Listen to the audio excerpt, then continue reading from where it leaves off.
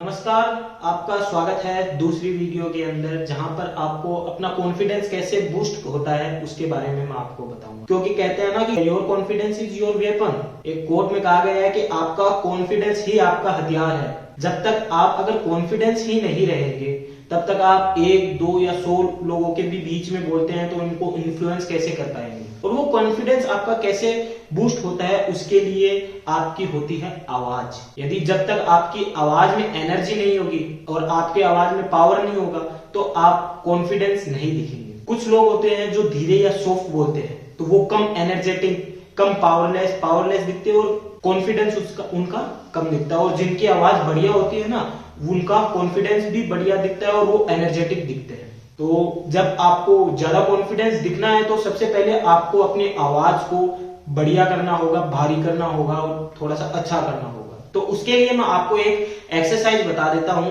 जिसकी प्रैक्टिस से आप अपने आप को, आपकी जो आवाज है उसको बढ़िया कर सकते हैं, पावरफुल कर सकते हैं। एक पावरफुल पब्लिक स्पीकर बनने के लिए आपको ये जरूरी है। तो उसको आपको पावरफुल करने के लिए आप एक एक्सरसाइज कर सकते हैं। तो आप एक हॉरिजॉन्टल जो लाइन है 1 से लेकर 10 तक वॉल्यूम में ऐसे, और उसमें आप ग्रूट की प्रैक्टिस कर सकते हैं। तो जैसे रेडियो का आपने देखा होगा वॉल्यूम 1 से 10 तक रहता है ना।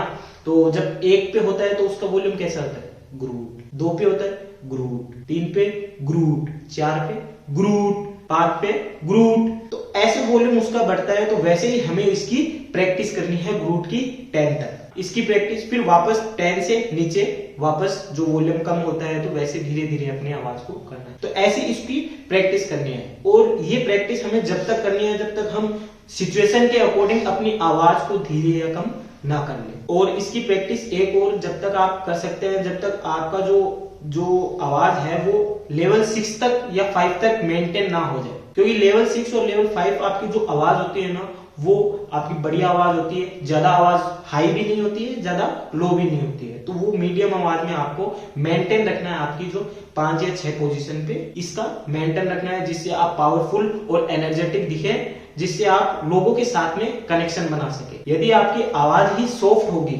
और डाउन होगी तो आप लोगों के साथ में वैसा कनेक्शन नहीं बना पाएंगे जो अदर लीडर बनाते हैं, अदर पावरफुल जो लीडर है वो बनाते हैं। तो आपकी आवाज का आपकी कॉन्फिडेंस के ऊपर फर्क पड़ता है। यदि आप धीरे बोलते हैं तो सामने वाले को पता लग जाता है कि आप कॉन्फिडेंस नहीं दिख रहे हैं। तो इसलिए आप इसकी प्रैक्टिस करें और इसकी प्रैक्टिस जब तक करें जब तक आपकी जो आवाज है वो 6 लेवल तक मेंटेन ना हो जाए। और फिर धीरे धीरे प्रैक्टिस होने के बाद में आप इस आवाज को अपनी सिचुएशन के अकॉर्डिंग कम या ज्यादा भी कर सकते हैं। वो ऑटोमेटिक होने लग जाएगी आपकी। क्योंकि क्या होता है ना, जब जब हम प्रैक्टिस करते हैं तो हमारा सबकॉन्शियस माइंड के अंदर भी वो चीजें जाने लगती है। जब आप अपने वॉल्यूम को 5 या 6 वॉल्यूम तक इंक्रीज रखेंगे ना, मेंटेन रखेंगे, तो आपका कॉन्फिडेंस बढ़िया दिखेगा, है ना, और आप एनर्जेटिक दिखेंगे और पावरफुल स्पीकिंग करेंगे। तो अब अपने कॉन्फिडेंस को बूस्ट करने के लिए आपको किन किन चीजों का ध्यान रखना है? पहला, आपको पॉजिटिव एटीट्यूड रखना है। हमेशा आपको पॉजिटिव एटीट्यूड रखना है कि मैं जो भी काम है वो कर सकता हूं। अपने गोल को आइडेंटिफाई करना है और अपने गोल को आप अचीव कर सकते हैं। जिससे क्या होगा, अगर आप ये इंस्ट्रक्शन देते हैं तो आपका जो कॉन्फिडेंस है वो बूस्ट होता है। पिक्चर ए सक्सेसफुल आउटकम। आपको विजुअलाइजेशन करना है, अपने आप को विजुअलाइज करना है कि हाँ, अगर मैं 1 या 10 लोगों के भी बीच में बोल रहा हूँ, 1, 2, 500 लोगों के भी बीच में बोल रहा हूँ, तो उसको विजुअलाइज करना है कि हाँ, मैं वहां पे प्रेजेंट कर रहा हूँ और एक पॉजिटिव एटीट्यूड रखना है। तो आपका पॉजिटिव एटीट्यूड वहां पे कैसे होगा? आप अपनी नॉलेज से भी हो सकते हैं वहां पे, या फिर आपके साथ में ऑडियंस का एंगेजमेंट है, यानी ऑडियंस आपको स्माइल दे रही है, या फिर वो ऐसे इशारा करके, मतलब आपकी बातों के साथ साथ में वो चल रहा है। या तीसरा, आप अपनी बॉडी लैंग्वेज से भी पॉजिटिव दिख सकते हैं, आपका कॉन्फिडेंस शो हो सकता है। व्हाट कम्युनिकेट, आपको कम्युनिकेट कैसे करना है या आप किस चीज का कम्युनिकेशन करना चाहते हैं वहां पे। तो आपको क्या है ना, एक जो हाईलाइट है, जिस चीज के बारे में आपको वहां पे बताना है उस चीज को आप हाईलाइट कर लेंगे कि हाँ, मेरे को इस चीज के बारे में बताना है। तो वो चीज आपके पहले से हाईलाइट होगी तो आप उसके बारे में बता सकेंगे, उसके बारे में अच्छे से जानकारी दे सकेंगे। चौथा है प्रैक्टिस। वो तो सभी को ही पता है कि practice make a man perfect. कोई भी चीज हो, अगर बच्चा 5 बार गिरता है तो चलने के लिए आखिर में वो चलेगा। जैसे आप इसे पूछ लेता हूं मैं, आपको अगर बाइक या गाड़ी पहले चलानी आती थी? नहीं ना। फिर क्या किया आपने? हाँ, सीखा, प्रैक्टिस की आपने।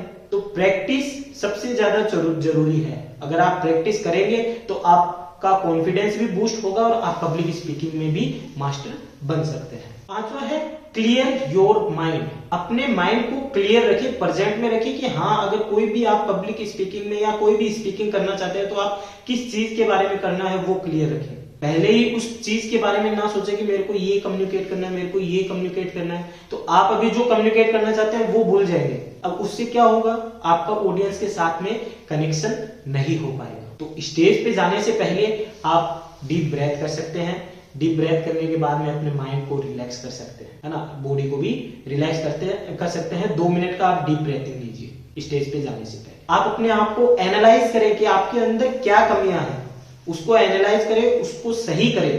क्या प्रॉब्लम है एनालाइज करें, उसको सही करें और देन उसके बाद में वहां पे एक्ट करें ताकि आप कॉन्फिडेंस दिख सके। यदि आपको स्टेज पे जाने से ही डर लग रहा है तो आप वहां पे ऑडियंस के साथ में कनेक्शन कैसे बना पाएंगे और आप अपना पब्लिक स्पीकिंग अच्छे से कैसे दे पाएंगे। तो ये चीजें अगर आप अपना ध्यान रखते हो तो आपका कॉन्फिडेंस लेवल भी बूस्ट होता है।